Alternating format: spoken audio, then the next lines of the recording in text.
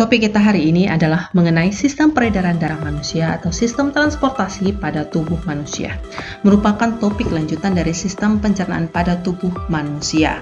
Nah, ketika kita membahas tentang sari-sari makanan yang sudah diserap oleh ileum atau usus penyerapan kita dan air oleh usus besar atau kolon kita, nanti akan dibawa ke jaringan tubuh kita yang lainnya dengan bantuan sistem peredaran darah. Nah, jadi setelah pelajaran ini selesai, misalkan kamu mampu untuk memahami tentang sistem peredaran darah pada manusia ya. Nah, topik kita hari ini membahas yang pertama sekali adalah mengenai darah. Nah, pernahkah kamu mengalami luka? Apa warna darah yang keluar? Bagaimana bentuknya? Oke, nah semua darah yang keluar dari tubuh kita itu nanti semuanya terdiri dari dua hal, plasma darah dan sel darah. Nah, plasma darah itu apa? Oke, ketika satu tetes darah kita keluar dari tubuh, nanti dilakukan perlakuan khusus akan mendapatkan 3 zona seperti ini, yaitu 55%-nya terdiri dari plasma darah dan sisanya 45% adalah sel darah. Untuk plasma darah sendiri merupakan 90%-nya adalah air, makanya disebut juga dengan cairan darah. Sisanya terdiri dari mineral, oksigen, enzim, antibodi kita berupa serum, dan protein yang berupa albumin, fibrinogen, dan globulin. Sel darah kita nanti akan terdiri dari 3 jenis, sel darah merah, sel darah putih, dan keping darah. Sel darah merah, dan inilah yang menyebabkan warna merah ketika darah keluar dari tubuh kita. Apa yang akan dibahas di sel darah merah atau eritrosit? Yang pertama mengenai usianya. Nah, usia dari eritrosit adalah sekitar 120 hari. Bentuknya bagaimana? Bentuknya seperti ini, cekung di bagian tengahnya pada kedua sisinya atau bikonkav tanpa inti, dan fungsinya sebagai pengangkut yang namanya gas, nanti dibantu oleh hemoglobin. Nah, dia dibentuk ketika kamu dalam status janin sampai anak-anak yang belum mampu jalan, dibentuk di hati. Tapi ketika kamu sudah mampu berjalan, eritrosit akan dibentuk di tulang pipa kita, terutama di sumsum tulang kita. Selanjutnya mengenai ikatan gas. Nah, tadi fungsi dari inti sel diganti dengan hemoglobin. Nah, hemoglobin ini merupakan pengikat dari gas sistem pernapasan kita. Ketika hemoglobin berikatan dengan oksigen bernama oksihemoglobin yang berwarna merah cerah. Sedangkan ketika dia berikatan dengan karbon dioksida disebut juga dengan deoksihemoglobin dan berwarna merah pekat atau merah tua. Jumlah eritrosit pada laki-laki ada sekitar 4-5 juta sel darah per tetesnya, sedangkan pada perempuan lebih sedikit, yaitu sebanyak 3-4 juta sel darah per tetes darahnya. Oke, yang kedua kita akan membahas tentang leukosit atau sel darah putih. Nah, sel darah putih ini merupakan sel darah yang berwarna bening dan strukturnya lebih besar daripada sel darah merah. Nah, ciri yang berikutnya adalah dia bergerak secara amoeboid, artinya dia bisa merayap dan keluar dari pembuluh darah. Berikutnya, sel darah ini dibentuk di tulang pipih, limfa, dan kelenjar limfa, dan usianya sekitar 2 minggu. Untuk jumlahnya, ini ada sekitar 4.000 sampai 8.000 sel darah per tetes darahnya, yang pasti fungsinya sebagai pembasmi kuman atau antibodi. Jenisnya, di sini nanti akan dilihat jenis dari leukosit berdasarkan ada atau tidaknya zat warna pada sitoplasma ataupun cairan sel darah putihnya. Yaitu, ini pewarnaan yang pada dasarnya sudah berbeda dari aslinya. Ketika kita membahas tentang basofil, nanti ini bersifat basa berwarna biru. Eosinofil ini bersifat asam berwarna merah. Neutrofil ini berwarna ungu dan bersifat netral. Nanti ini sebagai berikutnya adalah agranulosit adalah sebagai antibodi kita. Nah, yang pengaman tubuh yang pertama adalah monosit dan limfosit. Yang diutamakan di situ adalah limfosit. Limfosit itu ada dua macam, T dan B. Ini akan berfungsi sebagai menghancurkan sel-sel yang terserang virus, dan satu lagi adalah sebagai antibodi kita.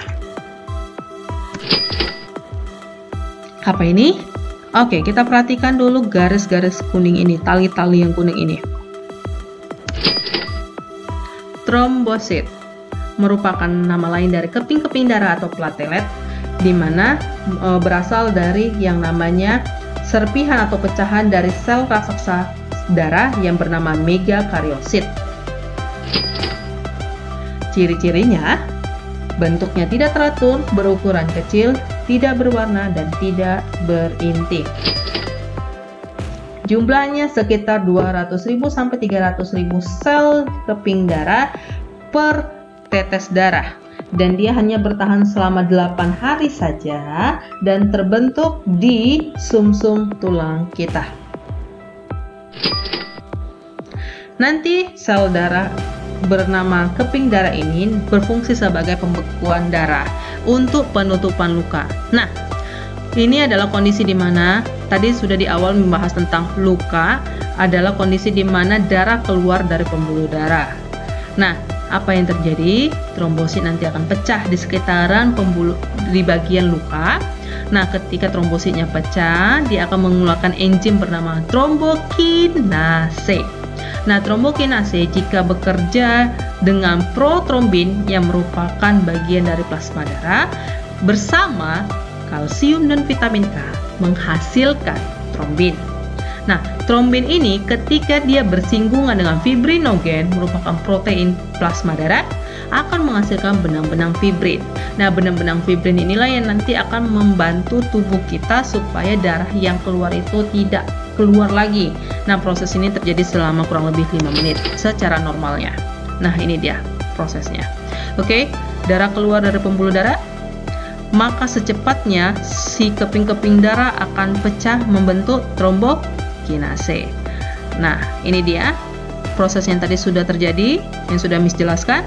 Lama-kelamaan nanti si benang-benang fibrin akan mencegah darah keluar dari pembuluh darah lagi, tapi tetap berada di sekitaran sini.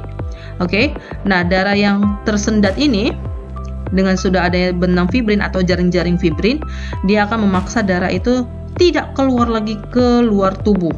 Akhirnya lama-kelamaan benang fibrin yang berada di permukaan tubuh kita yang luka beserta sisa-sisa sel darah merah kita akan membusuk ataupun mati, akan membentuk yang biasa dibilang dengan keropeng atau bekas luka yang berwarna kehitaman. Oke, sudah paham ya mengenai yang namanya sel darah. Kita lanjutkan berikutnya mengenai golongan darah. Nah, golongan darah di sini nanti akan membahas tentang transfusi darah sama hubungan dari aglutinin dan aglutinogen dalam pemberian darah. Di sini ada sistem penggolongan darah bernama AB0, yaitu golongan darah A, golongan darah B, golongan darah AB, dan golongan darah 0.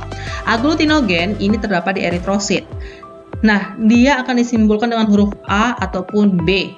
Nah, aglutinin juga A atau B untuk membedakannya dari bentuk hurufnya saja.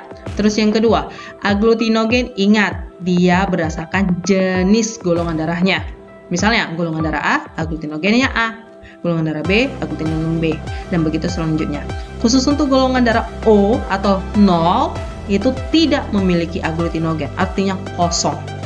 Nah, aglutinin ini nanti berlawanan hurufnya dengan aglutinogen, simbolnya ya. Nah, kalau golongan darah A, aglutininnya B. Nah, begitu selanjutnya. Fungsinya apa aglutinogen dan aglutinin? Adalah kondisi pada transfusi darah. Nanti ketika kita membahas tentang transfusi darah, aglutinogen ini adalah bahan utama pendonor yang perlu diantisipasi. Aglutinin adalah bahan utama di darah si penerima darah atau resipien. Nah, syarat untuk melakukan transfusi darah yaitu aglutinogen pada pendonor tidak boleh sama dengan aglutinin pada resipien ya. Contohnya, Misalnya, ada seorang yang bergolongan darah A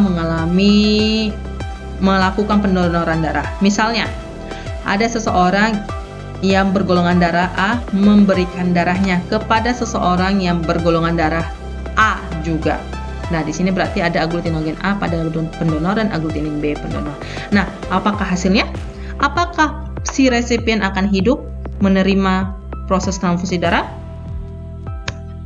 Berhasil. Karena apa? Ini dia. Ini A dan ini B. Beda ya? Oke. Yang kedua, apa yang terjadi dengan pendonornya A? Resipiennya B. Lihat hurufnya sama. Berarti? Nah, jadi kesimpulannya, apa yang akan terjadi adalah ini dia. Bisa kalian perhatikan, ini adalah zona di mana hasil dari pemberian darah, di mana ketika yang berwarna biru yang ditandai adalah berhasil, ketika yang warna merah adalah gagal. Seperti yang tadi contohnya. Oke. Jadi, pertanyaannya, apalah itu artinya donor universal? Betul sekali. Pendonor yang bisa memberikan kepada semua jenis golongan darah.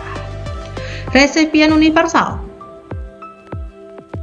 orang yang mampu menerima darah dari semua golongan darah, yaitu golongan darah AB. Oke, paham ya?